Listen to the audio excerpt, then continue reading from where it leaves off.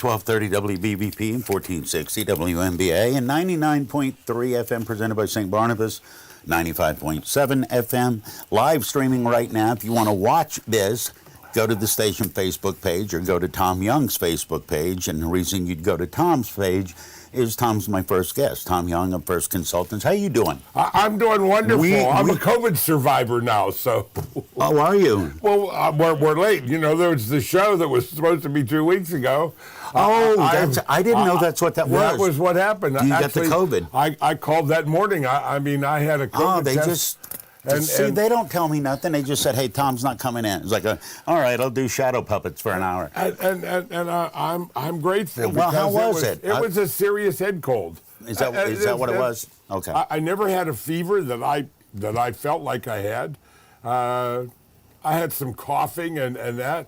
But other than that, I took some over-counter mucus things, Mucinex or whatever it's called. The one with the commercial of the purple snot. Yeah, the little snot guy. Yeah. And that helped with the symptoms, and I was fine. And about 6-7 days later, I tested negative again, and you know, had a cough for a couple of days. But I'm back 100%. To what I was before that. You notice when you said that, and this is a brilliant example of societal pressures. You notice when you said that, what was the first thing I did? I backed up just a little bit. And I don't think that, but the last 2 years. Well, congratulations on being. Well, my wife had it. You know, she tested. She got it. Did she blame you? I was obviously the center. I'd have blamed you. It started for me the week before Easter. Okay. Like Monday or Tuesday, the week before Easter, I started with sniffles and stuffed up head and that. And that's basically what it was. And I just figured I just got a cold. So the weekend come, and Friday night we went to dinner with my daughter and my grandsons, and Saturday we saw them. Grandsons can provide mucus. That's something they can do. No, that's for sure. So Monday morning, my daughter called and said, you know, she had a fever the night before Sunday night, and she tested positive. Okay. So then I got one of those home tests out of the drawer, and I did, and it tested positive. Yeah. And my wife took one, and she was negative, but 3 days later, she was positive. Oh, that totally allows her to blame you. Yeah, absolutely. Yeah. Absolutely. It was my fault. Well. But thank the Lord above. I mean, it wasn't any more serious than a bad head cold. Okay. And my wife was the same way. You know, it wasn't uncontrollable coughing, but, you know, but it was. I've had them before just like it. You know, I said from the beginning, and don't let me be, I don't want to be political about this, but coronavirus, in my non-medical mind, coronavirus is where flus have always come from.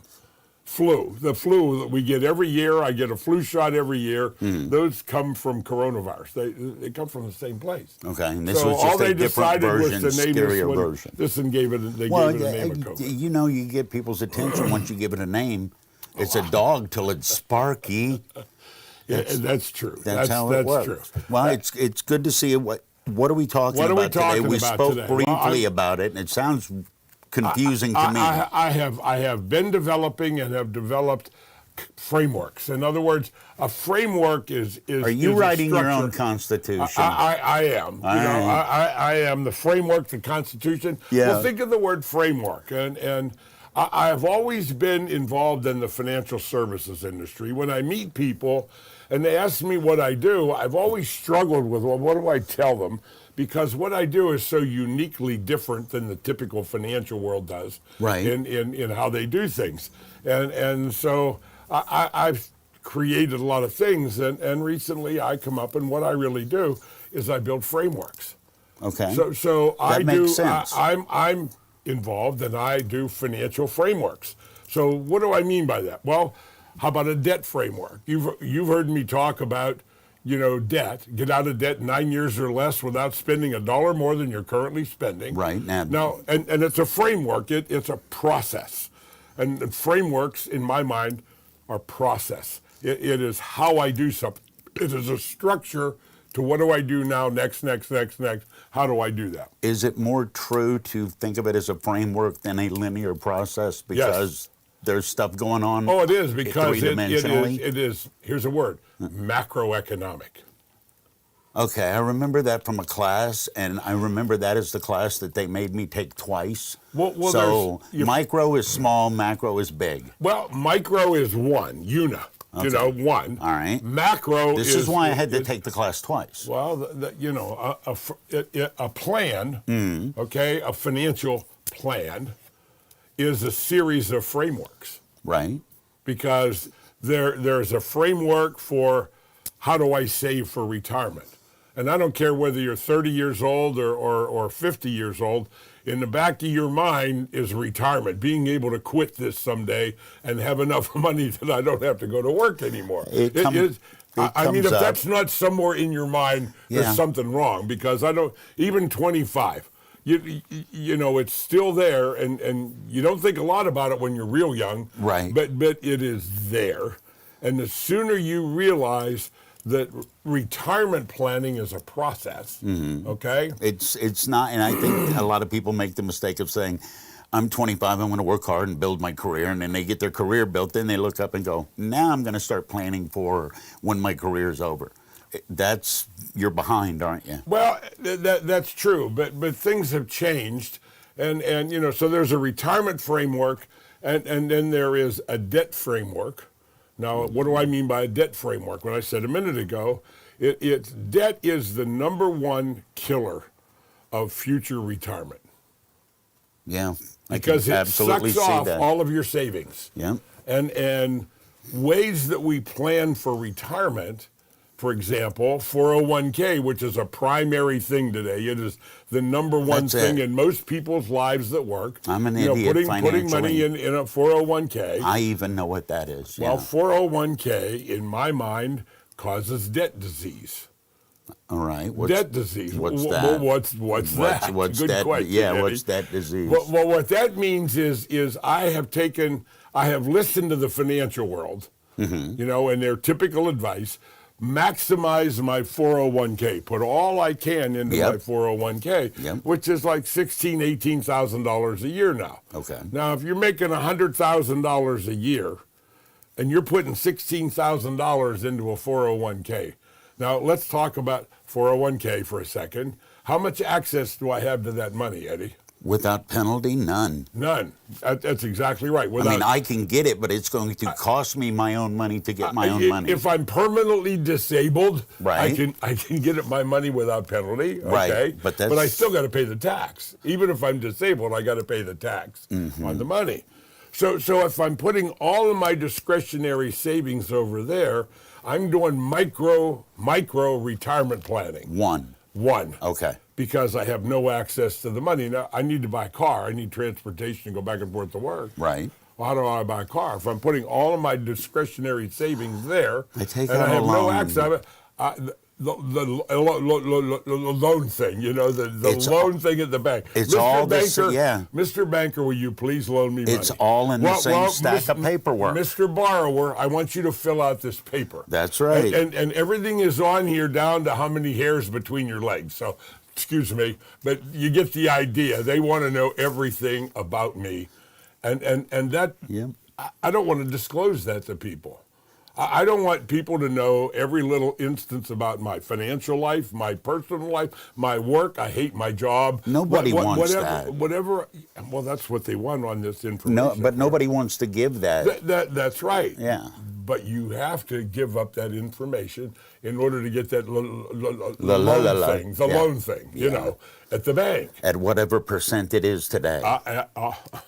And my, how quickly in a month 6 weeks since I've been here, right? Last time, the interest rate went from 2.9 30-year fixed rate mortgage to 5.22. Yesterday was the number I saw yesterday. Yeah, it almost doubled in 6 weeks. It is, and now the Fed framework, the Federal Reserve. Okay. Let's talk about that a minute. The Federal Reserve, who are they?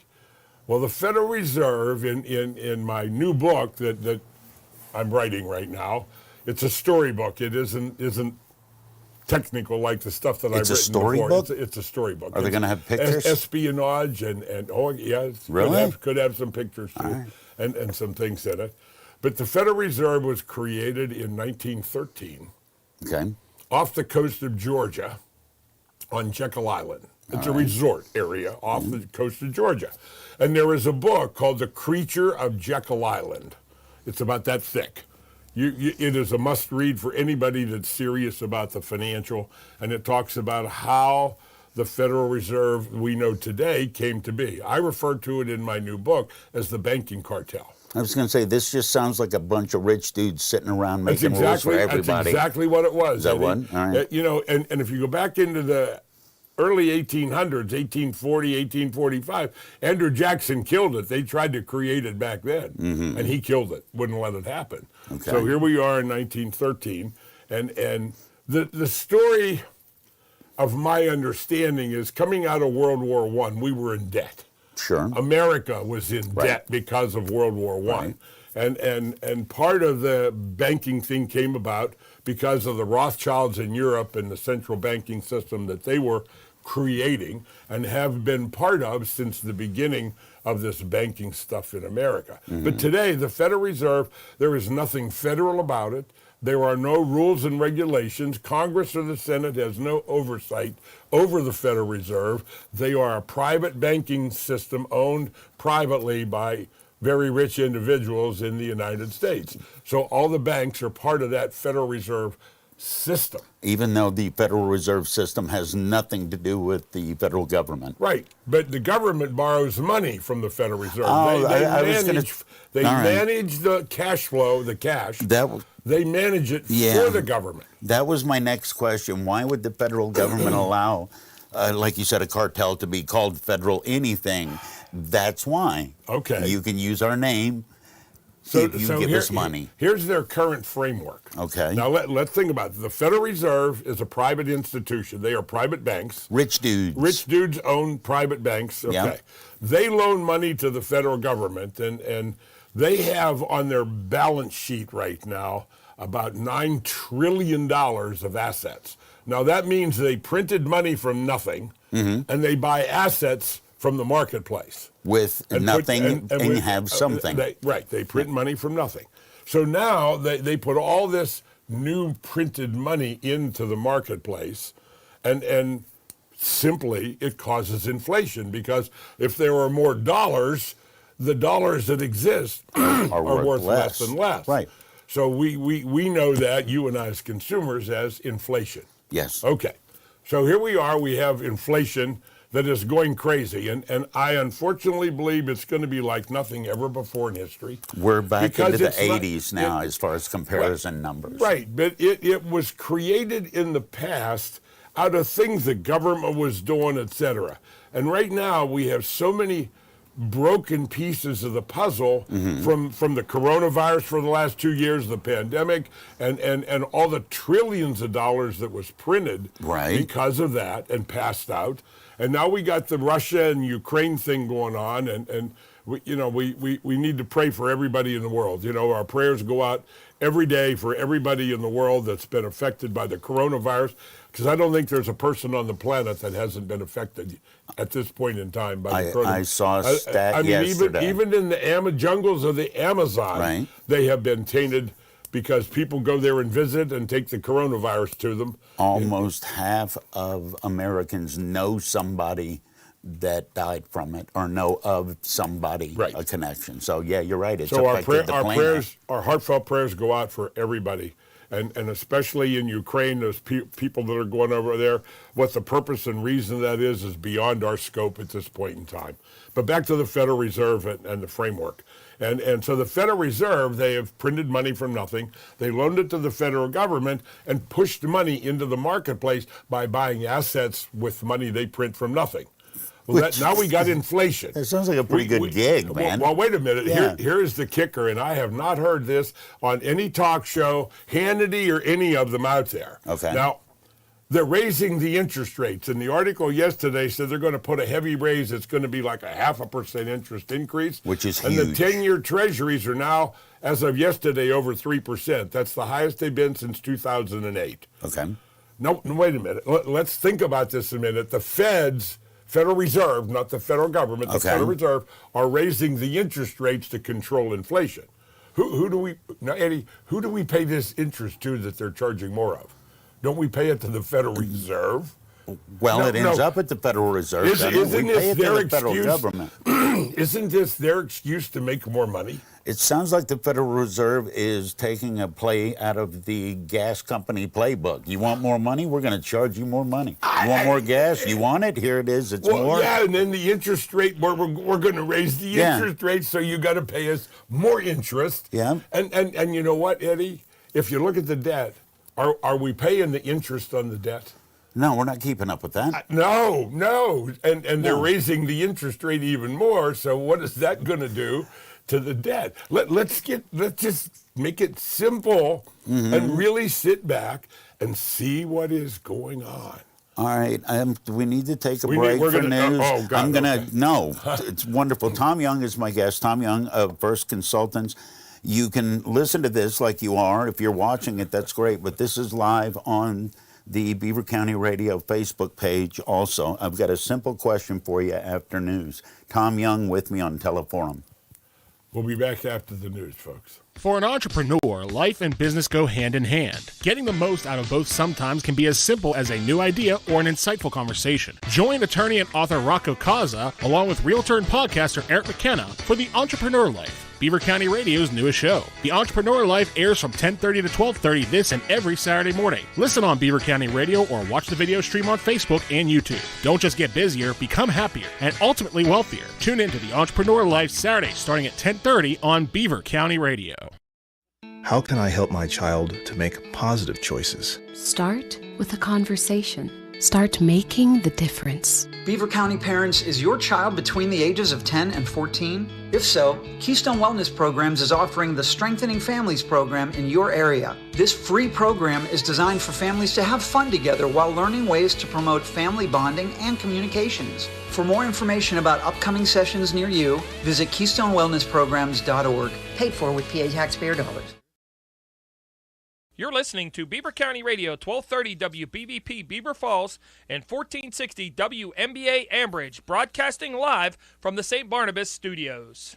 As one of the first law firms in the country to file asbestos claims, Goldberg, Persky & White's success stems from a deeper understanding of our clients. Many of GPW's Pittsburgh attorneys had family members who worked in the steel industry, and their blue-collar upbringing has given them the unique ability to personally relate to the hardworking men and women who are suffering from lung cancer and mesothelioma. When choosing a law firm, choose the law firm that treats you like one of its own. If you have lung cancer or mesothelioma, call 1-800-COMPLEX. Goldberg, Persky & White, truly working lawyers for working people.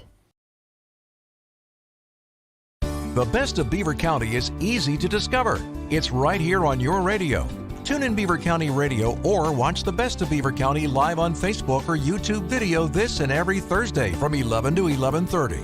The program is made possible by St. Barnabas. For over 3 years now, the show has been dedicated to shining light on the great things going on right here in your neighborhood and the people that are making it happen. This Thursday, enjoy conversation and insight from an intriguing lineup of guests who are creating excitement and having an impact right here in Beaver County. Your friends and neighbors at St. Barnabas are pleased to support the best of Beaver County. The radio broadcast will also be replayed each week from 11:30 to noon on Sundays on Beaver County Radio. Archived Best of Beaver County videos can be viewed on the WBVP WMBA Facebook page. It's your chance to encounter the best of Beaver County with host Mike Romai this Thursday starting at 11.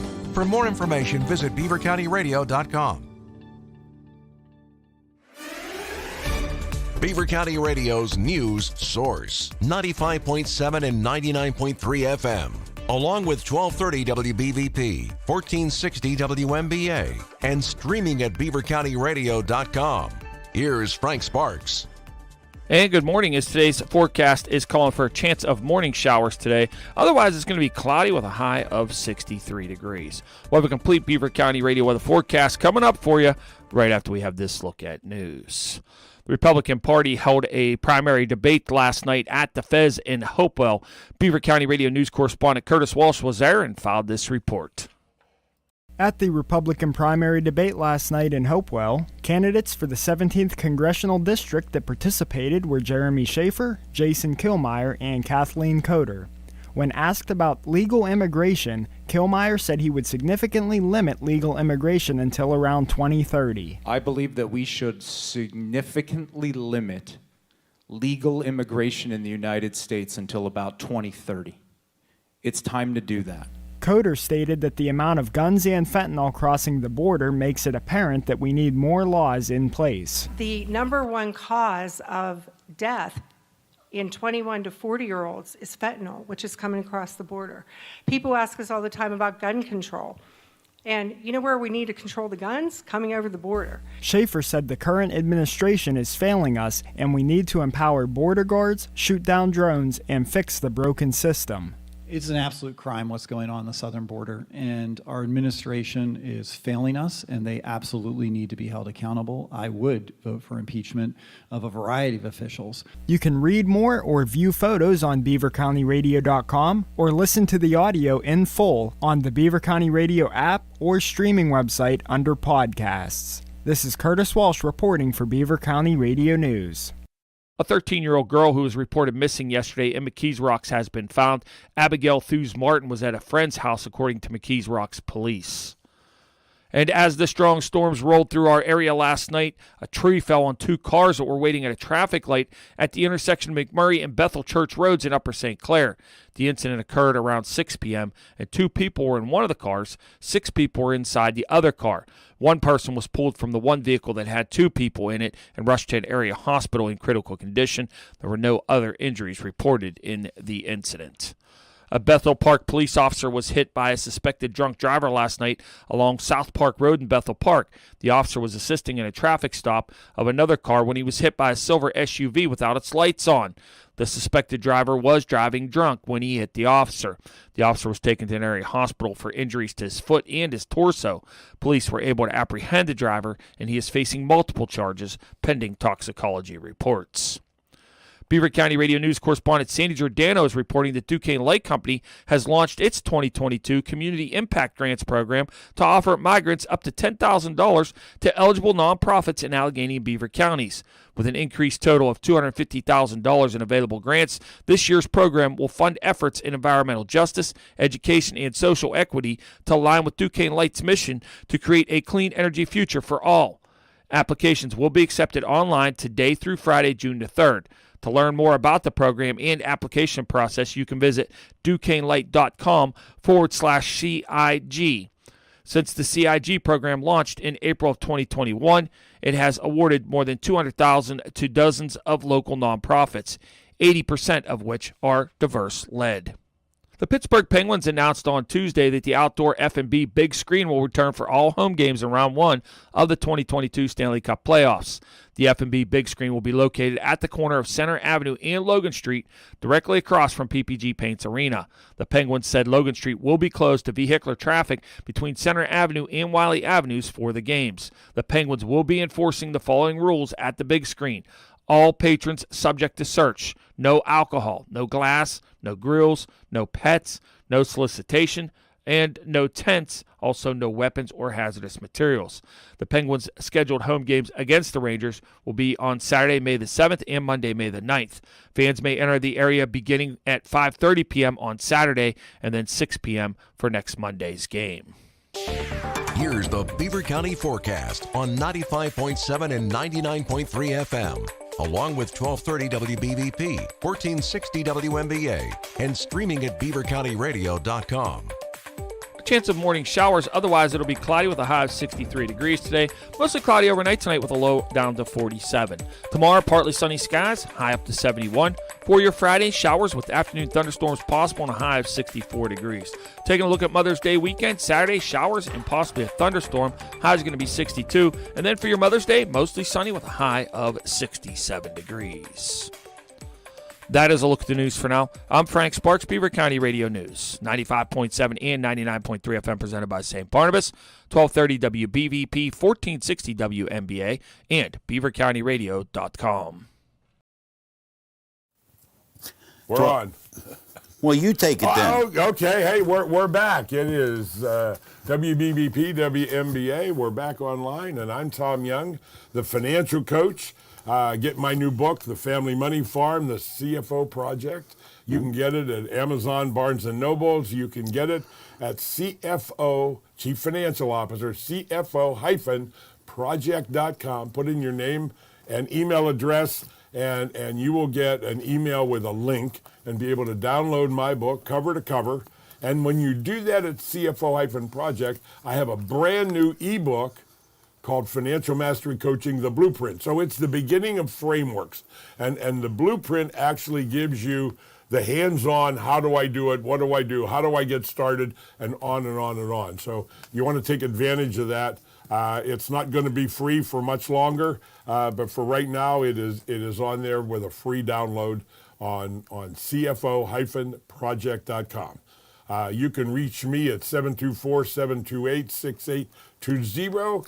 Hey, we do face-to-face appointments, we do Zoom appointments, and phone calls. If you go to my website, firstconsultantsinc.com, that's a numeral 1, stconsultantsinc.com, and right at the top there's a little paragraph, and right at the end of it is a calendar. So you can actually go in there and actually book an appointment right in my schedule. And I do have evening appointments up to 5 o'clock and sometimes as late as 6 o'clock on request if that's really what is needed. But look forward to hearing from you. I want to change your life. You know, my goal is to buff and polish your glasses up so you can see the real potential that lies ahead of you. People need help. People need to be able to see what is really possible.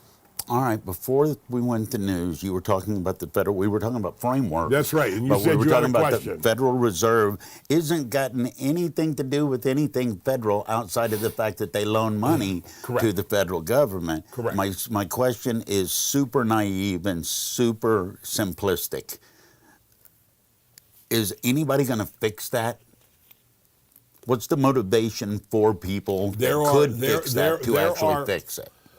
Because if you're literally making your own money, buying physical assets with it, and causing inflation in the process, of all the things that I think shouldn't be overseen or overlorded by the government, that to me is one of them, particularly if the government's getting money from the people that are doing it. It's funny you ask, Eddie. Okay. See, I have an article here. Okay. And this is from February 2022. The national debt this month reached $30 trillion. Mm-hmm. Not only is this the largest debt in U.S. history in dollar terms, but the ratio of debt to gross domestic product is 119%. Okay, so if we get every dime for everything for an entire year to cover the debt, we're still 20% short. You got it. So if we go on a diet for a year, it means nothing. Servicing costs will soon reach $1 trillion a year, which would crowd out spending on defense. And I mean, there's a big article on a lot of stuff. What are servicing costs? Well, that's the interest on the debt. Now, didn't the Feds didn't we just talk about the Feds raising the interest rate? So they get more cash flow because who do we pay the interest to? We pay the interest to the Federal Government. Yeah. Okay, not the federal government. You said Federal Reserve is who we pay the interest to. But if it ends up, if I give you money and you give Curtis money, Curtis still ended up with my money. If I give it to the Federal Reserve and they're loaning it to the federal government, I'm still going to look at them because they're the one walking off with my money. That's right. See what I'm saying? It still comes down to the bottom line, Eddie, is you and I. You and I, the consumer. Now, you know, we talk about this, and here's a serious note. You asked me an important question about what do we do. Now, if I go back to 1972, what happened in 72? Now, this is a couple of stories that I haven't told for a long, long time. And it goes all the way back to a group of people called the Club of Rome. Okay. Now, the Club of Rome was formed in about 1968. And this was a think tank of supposedly the smartest people on the planet. Now, the importance of this today is realizing that these global billionaires right now, trillionaires, they're looking to build one global government. and they would be in charge. And it would eliminate the U.S. In other words, in my mind... would it eliminate the U.S. or would the U.S. just become a part of them? Look at what's going on, Eddie. To me, it appears that there are powers trying to destroy the inner workings and the strength of the U.S. So that eventually we will put our tail between our legs and accept... And join the club. The United Nations and one global government and on and on and on. So it's a process. So if America goes... Where's the hope for anybody else in the world? I have my little card, okay? Hope is the magic ingredient. Hope is a desire with the expectation of obtaining what is desired and belief that it's obtainable. A person consciously reacts to that which to him is desirable, believable, and attainable. What's happening at our southern border right now, Eddie? We got millions of people coming, just walking into America. Right. Now, let's think macroeconomically. What is that going to do? That's what about the medical services, social welfare, all of these services that are going to be used by these people? You know, every little town, they're not going to put them out in the field and say, you're in a concentration camp. They're going to evolve into our society, and they are going to. You think we have $30 trillion in debt now? Wait a couple of years where we add on millions of people that have to be taken care of. We have millions of people in this country right now that need to be taken care of. Well, that's right. I can take you to places in Alabama and West Virginia right now.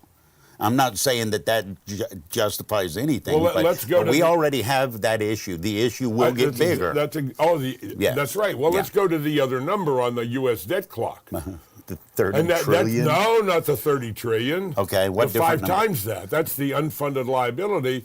The promise that you will receive Social Security, Medicare A, B, and D, right, and all these wonderful government's the biggest employer in the country. Okay, we know that. Well, all of those people have defined benefit pension plans. They don't have 401ks like you and I have. Right. They have defined benefit pension plans, which when they retire, they get a percentage of their working income, their last paycheck, for the rest of their life. That's called a defined benefit plan.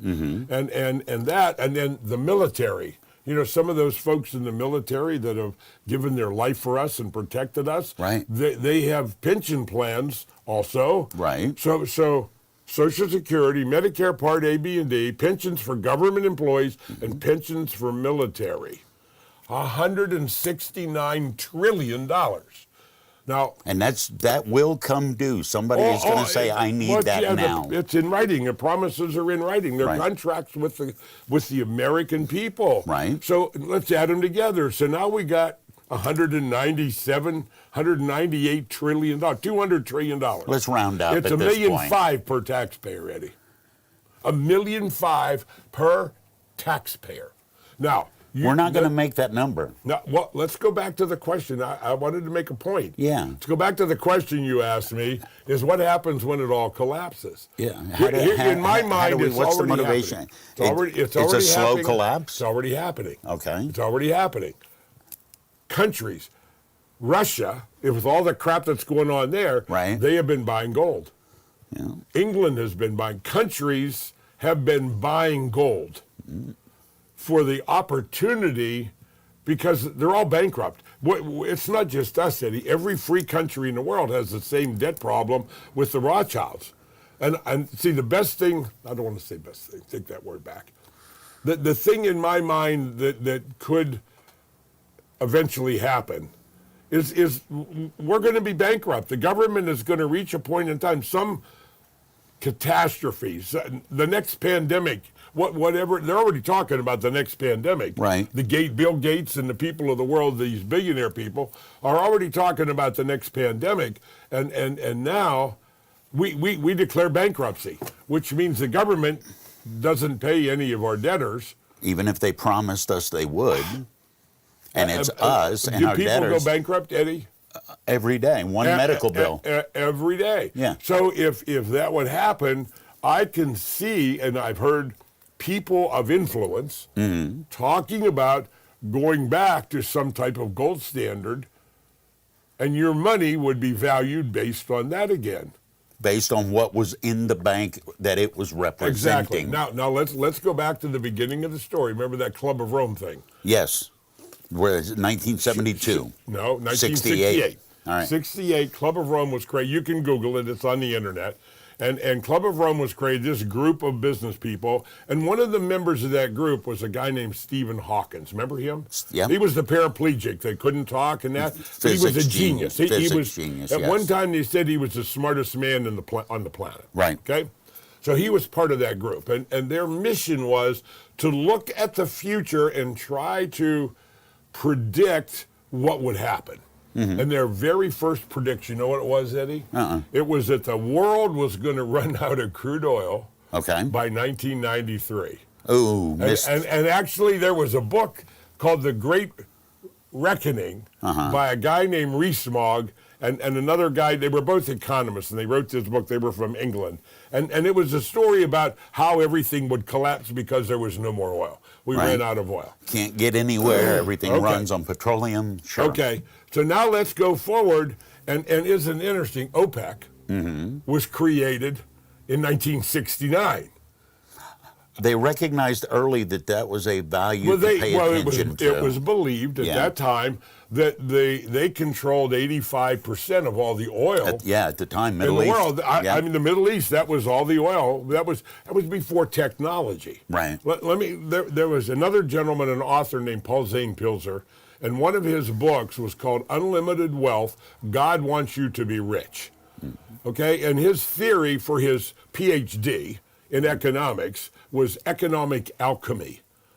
Okay, now what the big word, economic alchemy. Yeah, I know what alchemy is, and I know that alchemy didn't really work before. Well, 1,000 years ago, the monks of old, they tried to chemically create gold because of the value, and that was where the idea of chemistry came from, that we recognize today as chemistry, and all the elements. So it was created out of greed to pre-create whatever. Right. Whatever. If we can make gold, we don't have to go dig it. So in economics, economics is the study of limited resources. Because economics tries to look at what is the value of things. So if there's a limitation of an asset or an element that we need or whatever we're using, like chips right now. Yeah. What are chips made out of, Eddie? Silicon. Silicon. What's that? Sand on the beaches of the world. So I don't think they're going to run out of silicon. No, we're good to make chips. But we don't make chips in the U.S. of A. That's right. The manufacturing of chips went away. So here we are. OPEC came into being. Yeah. Now in the story, there was a guy from South America named Perez. He was a world oil broker. This is my story, part of my new book. This is my new book, and he knew the Arabs, and in America, there was another group called the Texas Railroad Commission.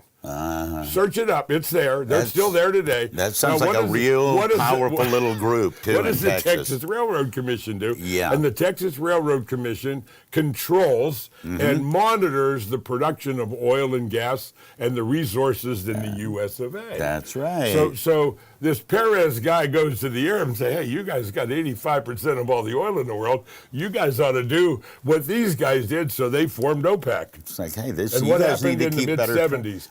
Gas jumped through the roof, and everybody went from an American car to a foreign car for mileage. Right. So what was the catalyst? So now OPEC was formed in 1969. Okay. Oil was $1.23 a barrel. Wow. Okay.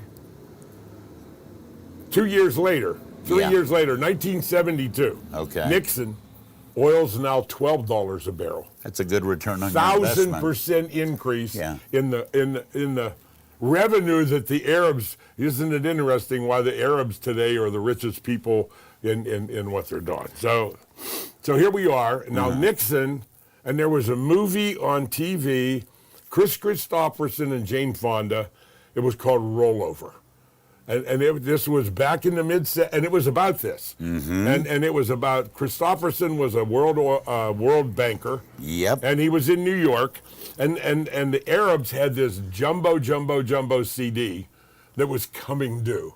And were they going to take the money, or were they going to roll it over? That's right. And renew it. If Okay. it comes out of the bank, that's if bad. it comes out, Yeah. it would have crashed because it.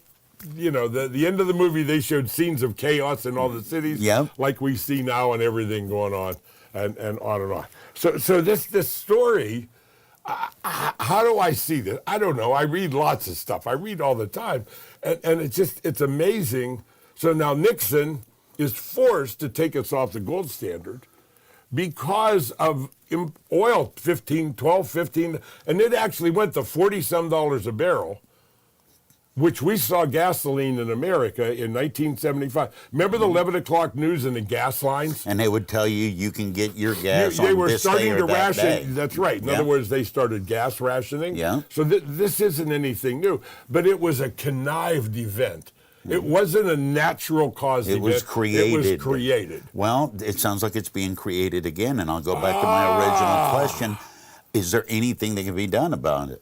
Because the people that benefit the most seem to be the people in a position to do something about it. Unfortunately, in my thinking, the bad thing has to happen in order to convert. In other words, we're on this pathway right now, and I call it we're on the bullet train to hell. Okay. And somewhere out there, the bridge is out. And you really believe we need to hit the bridge? They're accelerating the train, right? And the bridge is out because there is an end coming to the debt problem. It is going to reach a point somewhere in the future where it has to be blowed up, changed, get on a different track. Right. And you know what it's going to be? What I'm saying, it's going to be very, very painful for everybody. We have to hit bottom before we can head back up. I really believe that. I really believe that. How do I survive hitting bottom? Now we're back to my framework. The framework. The framework. So there are 4 rules to mastering the framework. Number 1 is you got to get to saving. Remember the 4 rules of the financial world? I do. I want all your money. I want more ongoing. I want to keep it forever. Yeah. And I want to give back as little as possible. So I want to turn that around 180 degrees. All right. And I want them to be my rules. I want all my money. Now, I got to pay for food, shelter, and clothing, so I can't get 100% of my money. I want all I can I want to function. start. Yeah. The starting point is 20%. Okay. So my first goal in looking at my financial life is how do I get to a point where I'm actually saving 20% of my gross household income? So if my husband and wife, and we're bringing in $200,000 a year, $40,000 has to be going into savings. Otherwise, you have no chance of maintaining your economic lifestyle in the future. That's the first step of the 4 you got to do. Now, how do I do that? Well, I look at macroeconomic, everything that everybody's doing, and we have to maximize the efficiency, and that comes from the CFO project that I created, the framework of the CFO project. Now, there's also a CFO challenge that I created for people. You see those little spiral notebooks, they're about 2 inches by 4 inches, and you get a pack of like 5 of them for $1.25. Like a little mini reporter book. Yeah. So you take one of those, and for the next 30 days, and then the next 30 days, and then the next 30 days, for 90 days, I want you to accept the responsibility of being the CFO at home. You trade time for money, bring money home, become the CFO, and at the end of each 30-day period, I want you to be able to account for every dime. Where did it go? Because over a person, the average American over their lifetime, it's $2.5 million flows through their hands. The average American. Right.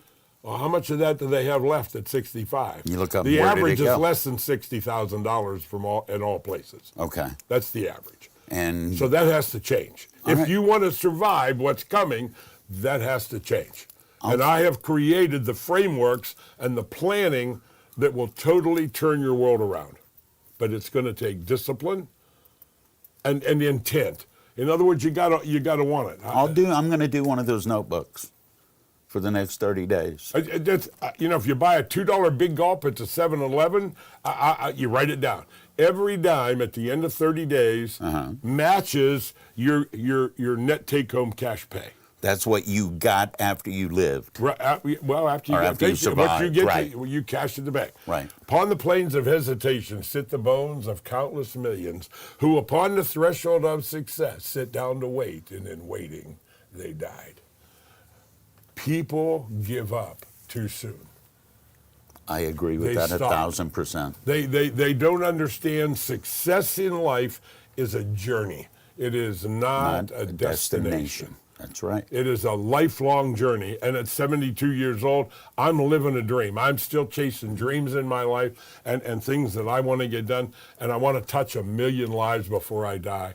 I'm dead set on changing the way people think, because the thinking in general that we have has been taught to us by the financial world that controls the money and wants all of our money more ongoing, keep forever, give back as little as possible.